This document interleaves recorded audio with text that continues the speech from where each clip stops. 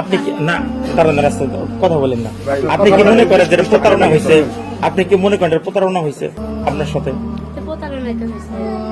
আপনি কি এটা প্রতারণা বলেন যে না আমরা কোনো কিছু করবো না? আপনি কি এটা মনে করেন আপনার সাথে অন্যায় করছে, এটাকে আপনি মনে করেন? আপনার বোনের সাথে অন্যায় করছে, এটাকে কারণ আপনি স্বীকার করেন ও যে আপনাদের সাথে ঠকবাজি করছে, এটাকে আপনারা মানেন? এটা আপনারা স্বীকার করেন? আপনারা স্বীকার করেন? তা আপনারা যাচাই বাছাই করেন না কেন? কে করতে দেয় না? ওই ঘটকের নাম কি? আলম। ছেলের চাচা। ওরা কয়জন গেছিল বিয়ে করাইতে? কয়জন গেছিল? 4 জন গেছিল। এই ওরা আপনার এই যে বউকে আনতে কয়জন গেছিল? কোথায়? 4 জন।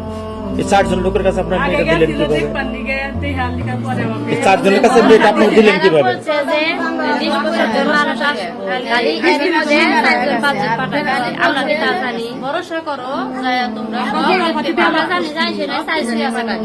আমরা তো অত জানি না, বলছে যে ঠকাবো না। এরা ভরসা দিছে স্বামীর কাছে ও মানে লেনদেন কি ছিল? লেনদেন সেই স্বর্ণ কি আপনাকে দিছে? এখনো দেয় নাই, আমার কাছে বলতেছে আপা এখনো গয়না আপনাকে চাইছেন? আপনাকে চাইছেন এখন? আমি ওইটা বুঝাই দুপুরে বাড়ি দিছি যে ওরা যে গয়নাটা দিচ্ছে সেই গয়নাটা ঢিলা, তাহলে আমি এনা বুঝাই কইছি যে আমার গলার হাত না নাগাইলে গাড়ি টাইট থাকে, তাহলে বুঝলাম যে দিব নি, তাও দিল না। অর্ধ যে ফসার না করবে এটা আমার কইতেছে কি এত গয়না নিয়ে কি করবে, একটা ফসা দিয়ে তাহলে ওদের মনে চালাকি।